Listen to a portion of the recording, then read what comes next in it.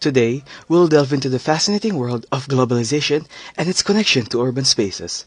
Let's begin. Studying globalization as a spatial phenomenon provides valuable insights into the dynamics of globalization and its effects on diverse urban contexts. Furthermore, delving into the increasing urbanization allows exploration of the opportunities and challenges arising from urban growth, encompassing aspects such as infrastructure, sustainability, social inequality, and cultural diversity. Lastly, by studying how cities enable experiences of globalization, we develop a deeper understanding of the social, economic, and cultural transformation unfolding at both local and global scales. So in conclusion, by recognizing the spatial dimensions of globalization, we gain valuable insights into the interconnectedness of our world. Thank you everyone.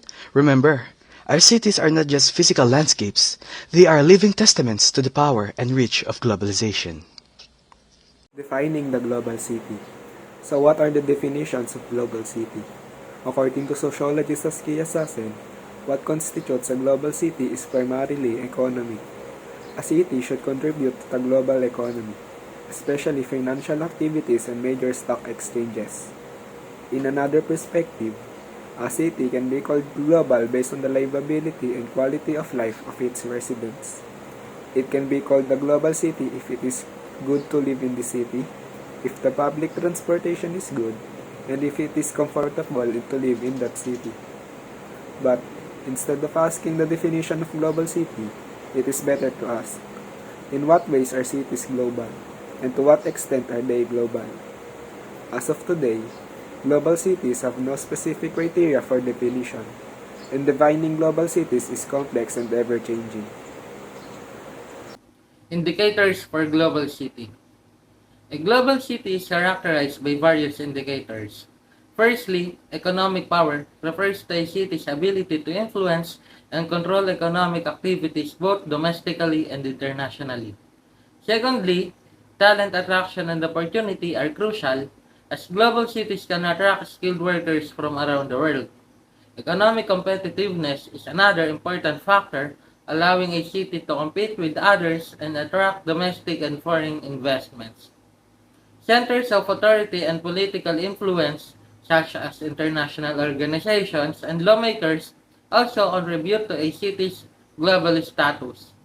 Lastly, centers of higher learning and cultural influence, including prestigious educational institutions and a vibrant culture, are significant indicators. Overall, a global city must be wealthy, influential, home to multinational corporations, possess a strong economy, and employ a large workforce.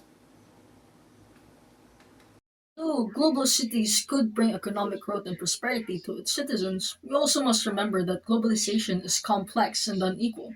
So, as its physical manifestation, the citizens could enjoy its benefits, but also experience many misfortunes within them.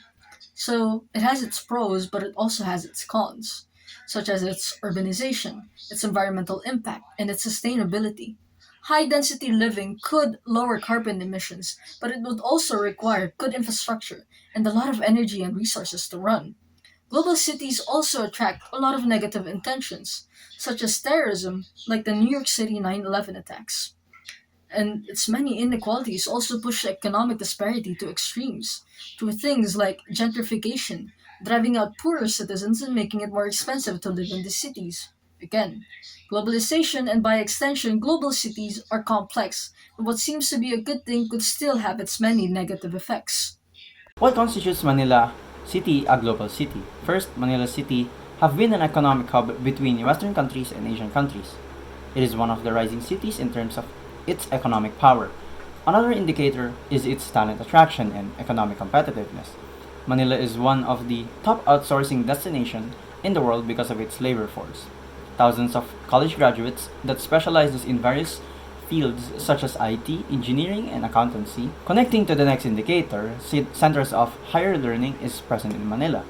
Institutions such as Pamantasang Luzon ng Maynila, University of the Philippines, Polytechnic University of the Philippines, and University of Santo Tomas that produces quality graduates. Lastly, Center of Authority. Two of the most important establishments in the Philippines, Malacanang Palace and the United States, of America Embassy are built in Manila, that is influential in foreign relations and diplomacy, Malacanang being the official residence of the President of the Philippines, and United States Embassy that represents the United States government in the Philippines.